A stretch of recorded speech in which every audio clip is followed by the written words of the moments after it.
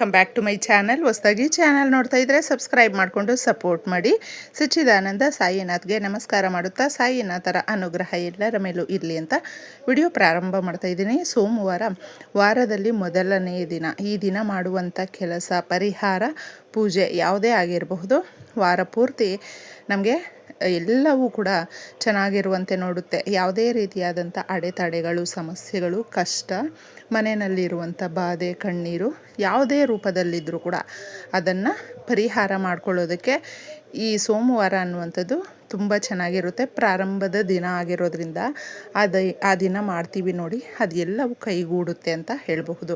ಇನ್ನು ಮುಖ್ಯವಾಗಿ ಈ ದಿನ ತಪ್ಪದೆ ನೀವೇನಾದರೂ ಶಿವಾಲಯಕ್ಕೆ ಹೋದರೆ ಹತ್ತಿರದಲ್ಲೇ ಇರುವಂಥ ಶಿವಾಲಯದಲ್ಲಿ ನೀವು ಜಲಾಭಿಷೇಕ ಮಾಡ್ಕೊಂಡು ಬರಬಹುದು ಸ್ನೇಹಿತರೆ. ಕೆಲವೊಂದು ವಾರಗಳು ಜಲಾಭಿಷೇಕ ಮಾಡ್ಕೊಂಡು ಬರೋದ್ರಿಂದ, ಯಾಕಂದರೆ ಶಿವಸ್ವಾಮಿ ಬಂದು ಅಭಿಷೇಕ ಪ್ರಿಯ, ಇಷ್ಟಾರ್ಥಗಳು ನೆರವೇರುತ್ತೆ, ಕಠಿಣಾತಿ ಕಠಿಣ ಸಮಸ್ಯೆಗಳಿದ್ರೂ ಕೂಡ ಪರಿಹಾರ ಸಿಗುತ್ತೆ ಅಂತ ಇದರಲ್ಲಿ ಹೇಳುವಂಥದ್ದು.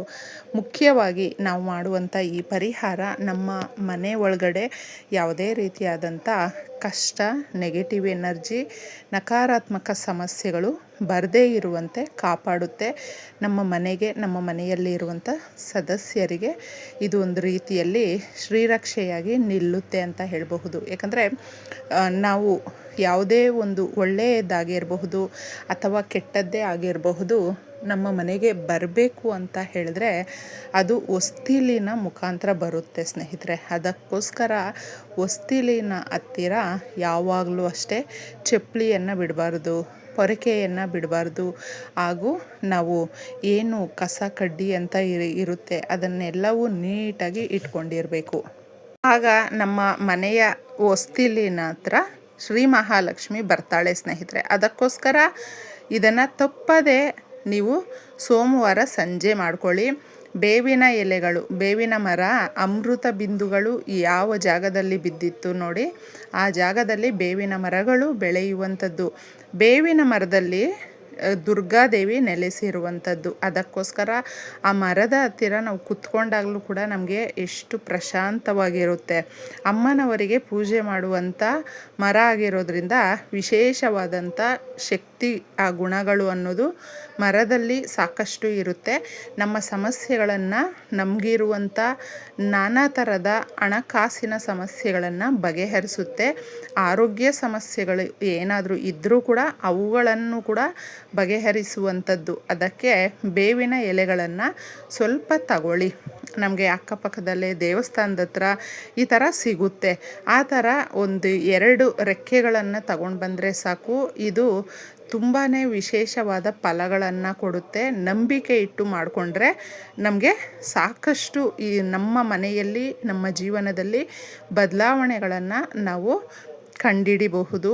ಅದರ ಅನುಭವ ನಮಗೆ ಸಿಗುತ್ತೆ. ಅದಕ್ಕೋಸ್ಕರ ನೀವು ಬೆಳಗ್ಗೆ ನಿಮಗೆ ಸಮಯ ಸಿಗುತ್ತೆ ಅಂತ ಹೇಳಿದ್ರೆ ಇದನ್ನು ತಗೊಂಡು ಬನ್ನಿ. ಯಾಕಂದರೆ ನಾವು ಪ್ರತಿ ಅಮಾವಾಸ್ಯೆ, ಹುಣ್ಣಿಮೆ ದಿನಗಳಲ್ಲೂ ಕೂಡ ಬೇವಿನ ಎಲೆಗಳನ್ನು ಒಣಗಿಸಿಟ್ಕೊಂಡು ಸಾಂಬ್ರಾಣಿ ಹಾಕುವಂಥ ಸಮಯದಲ್ಲಿ ಇದನ್ನು ಒಂದಷ್ಟು ಹಾಕಿದಾಗ ನೆಗೆಟಿವ್ ಎನರ್ಜಿಯನ್ನು ಅಬ್ಸರ್ವ್ ಮಾಡಿಕೊಳ್ಳುತ್ತೆ. ಸಾಕಷ್ಟು ಸಕಾರಾತ್ಮಕವಾಗಿ ನಮ್ಮ ಮನೆಗೆ ಆ ಒಂದು ಎನರ್ಜಿಯನ್ನು ತುಂಬಿಸ್ಕೊಡುತ್ತೆ. ಅದಕ್ಕೆ ಇದನ್ನು ನಾವು ಸದಾಕಾಲ ಮನೆಯಲ್ಲಿ ಇಟ್ಕೊಂಡ್ರೂ ಕೂಡ ಒಳ್ಳೆಯದು.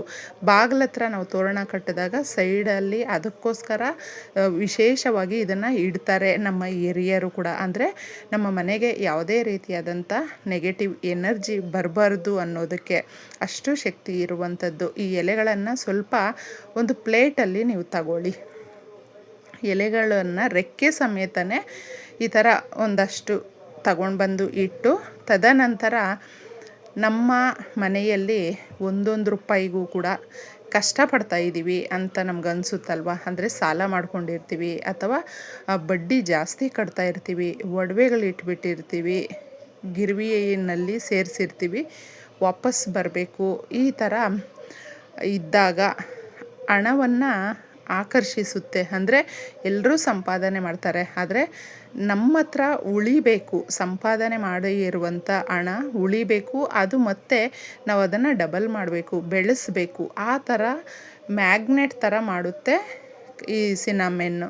ಅದಕ್ಕೋಸ್ಕರನೇ ಚಕ್ಕೆಯನ್ನು ಒಂದು ಸ್ವಲ್ಪ ತಗೊಳ್ಳಿ, ಅಂದರೆ 1 ಇಂಚಷ್ಟು ತಗೊಂಡಾಗ ಅದು ನಮ್ಮ ಮನೆಗೆ ಬರುವಂಥ ಆದಾಯ ಜಾಸ್ತಿ ಮಾಡುವಂಥ ಸಂಕೇತ ಇದರಲ್ಲಿ ಇರೋದ್ರಿಂದ ನೀವು ಇದನ್ನು ತಪ್ಪದೇ ತಗೊಳ್ಬೇಕಾಗುತ್ತೆ. ಕಲ್ಲುಪ್ಪನ್ನು ಸ್ವಲ್ಪ ತಗೊಳ್ಳಿ, 1 ಇಡಿಯಷ್ಟು ಕಲ್ಲುಪ್ಪನ್ನು ಹಾಕಿ, ಪುಡಿ ಉಪ್ಪು ಹಾಕಬೇಡಿ ಸ್ನೇಹಿತರೆ.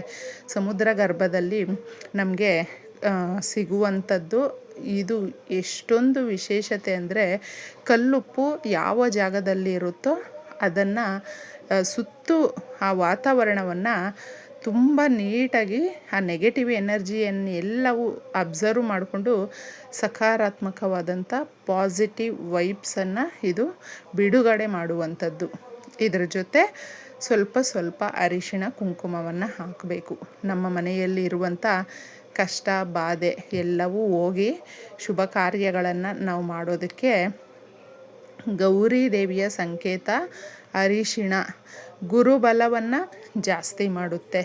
ಇನ್ನು ಕುಂಕುಮ ಬಂದು ನಾವು ದುರ್ಗಾದೇವಿಗೆ, ಶ್ರೀ ಮಹಾಲಕ್ಷ್ಮಿಗೆ ತುಂಬ ಪ್ರೀತಿಕರವಾಗಿರುವಂಥದ್ದು, ಶಕ್ತಿಯನ್ನು ಜಾಸ್ತಿ ಮಾಡುವಂಥದ್ದು. ಅದಕ್ಕೆ ಈ ಎರಡನ್ನೂ ಕೂಡ ನಾವು ಬಳಸ್ಕೊಳ್ಬೇಕಾಗುತ್ತೆ. ಇಷ್ಟನ್ನು ನೀವು ಒಂದು ಪ್ಲೇಟಲ್ಲಿ ಹಾಕಿದ್ದೆ ಅಕಸ್ಮಾತ್ ನೀವು ಬೆಳಗ್ಗೆನೇ ಸ್ನಾನ ಮಾಡಿದರೂ ಕೂಡ ಸಂಧ್ಯಾ ಸಮಯದಲ್ಲಿ ಕೈ ಕಾಲು ಮುಖ ತೊಳ್ಕೊಂಡು ಈ ಪ್ರಕ್ರಿಯೆಯನ್ನು ಪ್ರಾರಂಭ ಮಾಡಿದ್ರೆ ಸಾಕಾಗುತ್ತೆ. ನೀಟಾಗಿ ಸಂಧ್ಯಾ ಸಮಯ ಅನ್ನುವಂಥದ್ದು ಪ್ರಕೃತಿಯಲ್ಲಿ ತುಂಬ ಪ್ರಶಾಂತವಾಗಿ ಇರುತ್ತೆ.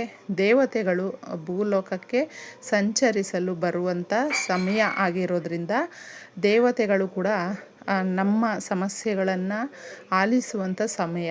ನಾವು ತುಂಬ ಶ್ರದ್ಧೆ ಭಕ್ತಿ ನಂಬಿಕೆಯಿಂದ ಕೇಳಿಕೊಂಡಾಗ ಕೋರಿಕೆಗಳು ನೆರವೇರುತ್ತೆ.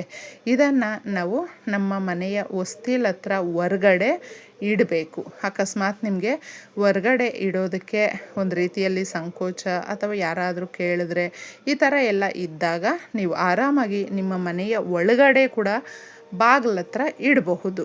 ಇದನ್ನು ಇಟ್ಟು ರಾತ್ರಿ ಪೂರ್ತಿ ನೀಟಾಗಿ ಅದನ್ನು ಕದಲಿಸೋದಕ್ಕೆ ಹೋಗಬೇಡಿ. ನಿಮ್ಮ ಮನೆ ಒಳಗಡೆ ಏನಾದರೂ ಇಡೋದಿದ್ರೆ ನೀಟಾಗಿ ಅದು ಬಲಗಡೆ ಆಗಿ ಇಡಬಹುದು ಅಥವಾ ಎಡಗಡೆ ಆಗಿ ಇಡಬಹುದು, ತೊಂದರೆ ಇಲ್ಲ. ಯಾವ ಕಡೆ ಆದ್ರೂ ಪರವಾಗಿಲ್ಲ.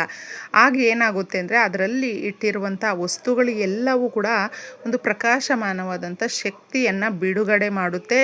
ನಮ್ಮ ಮನೆಯಲ್ಲಿ ನಮ್ಮ ಮನಸ್ಸಲ್ಲಿ ಏನೋ ಒಂದು ಕೆಟ್ಟ ಆಲೋಚನೆಗಳು, ಕಷ್ಟದ ಸಮಯ ಅನ್ನುವಂಥದ್ದು ಇರುತ್ತಲ್ವ, ಅದನ್ನೆಲ್ಲವೂ ಕೂಡ ನಮಗೇನೆ ಗೊತ್ತಿಲ್ಲದೆ ಅಬ್ಸರ್ವ್ ಮಾಡಿಕೊಳ್ಳುತ್ತೆ. ಅಂದರೆ ನಮ್ಮ ಮನೆ ಒಳಗಡೆ ಇರುವಂಥದ್ದು, ನಮ್ಮಲ್ಲಿ ಇರುವಂಥದ್ದು ಆ ಕೆಟ್ಟ ಶಕ್ತಿಗಳನ್ನು, ನಕಾರಾತ್ಮಕ ಶಕ್ತಿಗಳನ್ನು ಎಲ್ಲವೂ ಕೂಡ ರಾತ್ರಿ ಪೂರ್ತಿ ಇದರಲ್ಲಿ ಇರುವಂಥ ವಸ್ತುಗಳು ಎಳ್ಕೊಳ್ಳುತ್ತೆ. ಮಾರನೇ ದಿನ ತಗೊಂಡೋಗಿದೆ ಯಾವುದಾದ್ರೂ ಗಿಡ ಮರ ನೀರು ಆ ಜಾಗದಲ್ಲಿ ಬಿಟ್ಟು ಬನ್ನಿ. ಇಷ್ಟೇ ಸುಲಭವಾಗಿ.